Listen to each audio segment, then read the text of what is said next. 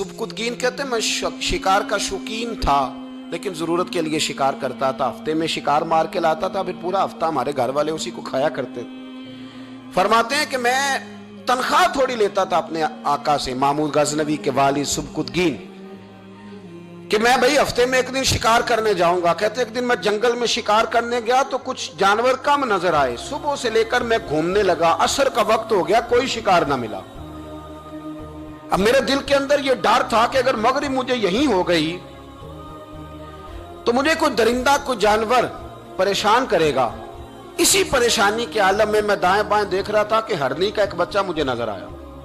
मैंने झट से वो हरनी का बच्चा ही उठा लिया कि आज यही शिकार करूंगा। कहते हैं मैंने उसे घोड़े के आगे रखा, अपने आगे गर्दन की जानिब, और मैंने घोड़े की लगामें इस तेजी से घुमाई कि सर पट घोड़ा दौड़ाया ताकि मगरिब से कबल मैं शहर में पहुंच जाऊं, ये जंगल का इलाका गुजर जाए। कहते हैं मैं बड़ी गर्मी थी, बड़ी प्यास लगी, पर पानी ना पिया ना घोड़े को पिलाया।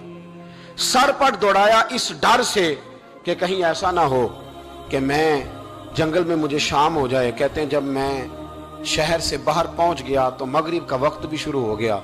कहते हैं अभी मैं पहुंचा ही था, मैंने वहां घोड़े को रोका, खुद भी पानी पिया, जानवर को भी पिलाया।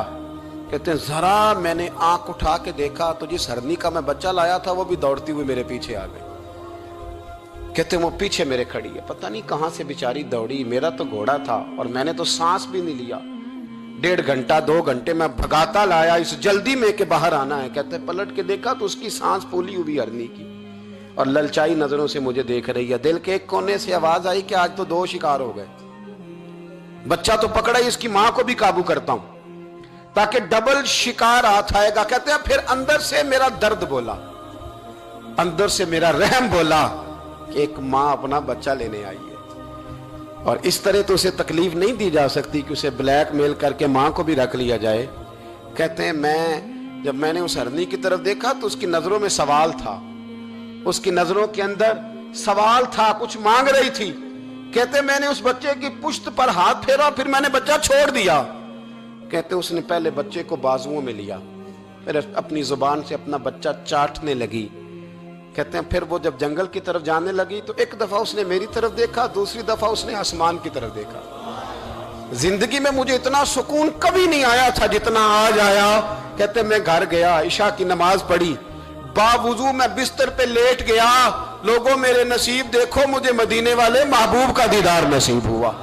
रसूल करीम अलैहिस्सलाम मेरी ख्वाब में आए, मैं रोने लगा। घर महक उठा, फूल खिलने लगे, खुशबुएं बिखरने लगी।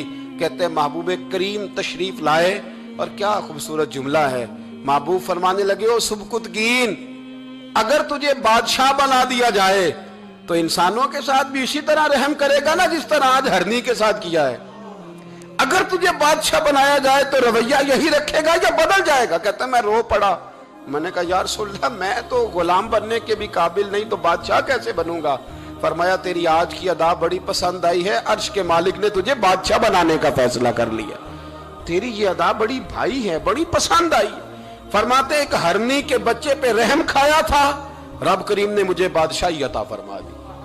हम ना सियासत से बादशाही लेना चाहते हैं, सियासतदानों के अपनी जेब से इश्तिहार छपवा के बादशाही लेना चाहते हैं, डेरा बना के बादशाही लेना। ना ना ना, बादशाही तो रहम करने से मिलती, बादशाही तो शफकत करने से मिलती, बादशाहियां तो अल्लाह की मखलूक से प्यार करने से मिलती।